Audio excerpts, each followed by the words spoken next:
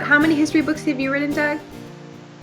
I don't know. I've written about 30 books, Oh my so gosh. or more of them. Well, some of them are so bad, Jenna, they I don't don't count. I doubt that. How did you meet the Bushes?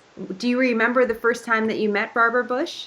Yes, it's a very, very complicated story, and one I suppose I should carry to my grave. I will carry it to my grave because it has many nuances to it. But in general, I met them through charity work. I was doing work for the charity awards dinner, and I met them through that, and we became good friends. And then I wrote Ronald Reagan's biography, and George H.W. Bush was the vice president, so I ended up writing a book with him to help him when he ran for president. And then I just worked on staff for a while, and that's how I knew him.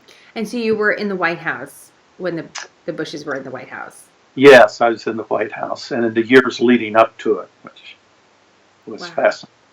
So what was that like? What was she like, Doug? Well, the one thing that's missing from the public discourse, in my humble opinion, is she was very bright. Here's someone who read 2 or 3 books a week, every new book that came out. I mailed her many of them. There was a period of time for almost a week I was mailing her a book or handing it to her. And she would just spit them out. She'd read them and give them back. So someone who reads that much, you can imagine her knowledge of culture and art and history. You can't have that much coming in without opinion and knowledge. So I think the public doesn't quite understand how bright she was and how self-educated she was. She was one of the greatest persons who ever lived, or the luckiest, one or the other, because she had a husband who was president, a son who was president. No other first lady in American history ever had a son who was a governor. That had never happened. Many tried. Why do you think Barbara Bush had two sons that were governor, had a husband that was president? I mean, she's the common denominator between those very interesting and very different, quite frankly, politicians. What do you think that was about? That's a great question, Jenna. Nobody's asked that, but I've been asking myself that for many years now, and I've did interview her many, many times, and I had that in the back of my head, that thought in the back of my head when I interviewed her. And my personal conclusion right now, until somebody can show me something different, is it's not luck. It's not coincidental. There's something at work here. And I think it had to do with her relationship with her mother, Pauline. She felt that Pauline Barbara kept using the word unnecessarily in her interviews with me, unnecessarily bitter, unnecessarily consumed with trivial matters, unnecessarily vindictive, unnecessarily a victim and hurt. And she didn't like that. And I think she she didn't like her mom in general because her mom favored her sister Martha. Martha was beautiful. She was a model. Pauline that was very important. Appearances were very important to Pauline. So Barbara became this rebel. You can see it in her gray hair and her weight. And her mother used to say, "Eat up, Martha, not you, Barbara." And so the only love she felt from her mom was when her mom would read to her at night, which is so fascinating to me because literacy became so important to Barbara. She loved reading. That was her comfort. And I think it's because the one time she felt loved from her mother. So I attribute a lot of this. Her revenge was, I'm going to enjoy life. I'm not going to be bitter. I'm not going to be consumed by these little petty things that my mother was consumed with. So she gave her husband and her sons and the people around her a means of escape, release the tension. We may win, we may lose, who cares? And she had a great sense of humor on top of that. And there were times when the Bushes would come to me and say, Dad's not sure he's going to run. And Barbara would say that, George thinks maybe he shouldn't be president. He may not run for president. So by not making it a big deal and not putting that kind of pressure on herself, she was living life differently from her mother. And she said in one of her speeches, she said, make sure you have fun in life. Was she as fun as she seems that she would be? She was fun, but it was dangerous. It was, uh, I don't know. I don't think there's anybody I can compare her to. She was, uh, what she did was funny. I don't know you'd say that she was funny. She had a few jokes she'd tell, but mostly she didn't tell jokes. She was a wit, like Oscar Wilde.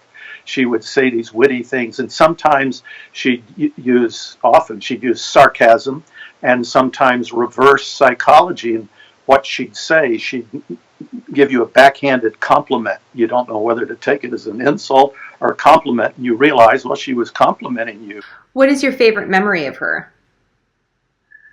Well, her humor really sticks with you. With you.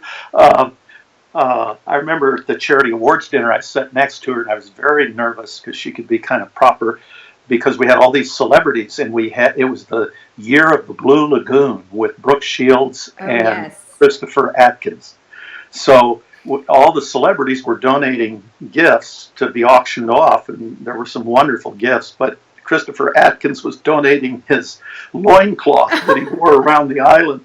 That was his donation. So it was listed on these very beautiful gold embossed documents and envelopes for this prestigious dinner, and tucked away, and there were the list of the auction items.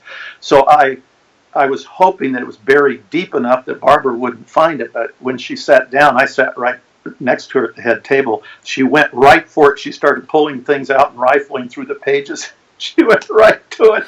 And then she looked up at the head table at Christopher Atkins, and she said, now he's a fine looking young man. She said, I see his loincloth is available here in the celebrity auction. I might just bid on that. So that was typical of her. It took the tension away. It helped me relax. But That's hilarious.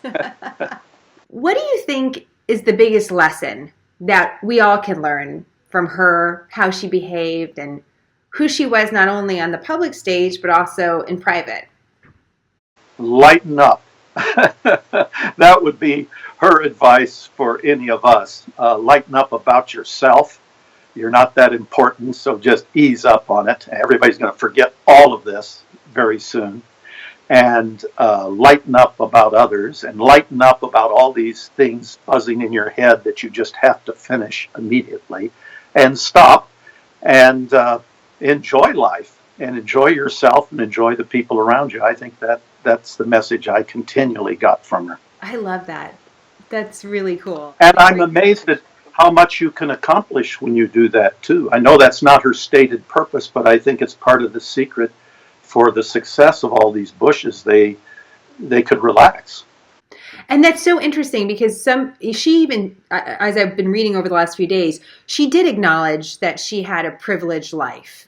You know, she didn't have certain stresses that some have as far as, you know, where she was going to live and how she was going to live. But she didn't make any apology for that. You know, she didn't say, well, I can feel this way because, you know, there's some money, quite frankly. And so, you know, what do you think about that part of it? Because it is a part of it. I mean, they are a prominent family, and they do have access to things that other people don't have. Yeah, and it bothered them. Really? They were in rebellion against that. They were born into American nobility. Oh, they'd cringe at me saying this, but they were born into American nobility. They resented it. They didn't act like aristocrats. They didn't like aristocrats, but I tell you, the Bushes, as much as they hated the word dynasty, they are the American political dynasty, not the Kennedys, not the John Adams family, not the Roosevelts. Nobody had the record they had. What is the one thing that you would say, hey, just don't forget this. Just remember this about her? Their love for each other. The odds were against their marriage. They married too young, and many marriages end in divorce when they marry that young. And they suffered too much. Many marriages will break up with the death of a child, and at 3 years of age in those particular circumstances. And they were separated too much. There were long periods of separation, even before politics, back in the business time. At one point, someone complimented George H.W. Bush because his son was so successful, and he said, "I was never there. Barbara raised him." So the odds were against their marriage, and there was trouble, and there were experiences, some of which I'll take to my grave, but they reinvented their marriage. They decided, just as Barbara decided to be happy, she decided to be married, and she kept renewing it and reinventing it, and they stayed together, and he held her hand when she died. Do you think you'll write any book? I mean, do you expect any books on the Bushes further than what you've already written? Do you have any other projects ongoing? Yeah, I don't think so, because some of the most historically interesting and best stuff I couldn't write about, and so to write about the others would almost be not dishonest, but it would be so incomplete that I think I'd have to let other people do that, continue to write other things instead. This makes our conversation even better, the fact that you actually do hold some things back, and that we won't see necessarily a book on the Bushes with your perspective. So we really thank you for the time, Doug. Thank you so much for taking a moment to talk to me. And congratulations on all this. Is wonderful what you're doing. I'm going to enjoy that. Thank you, Jim. Thank you.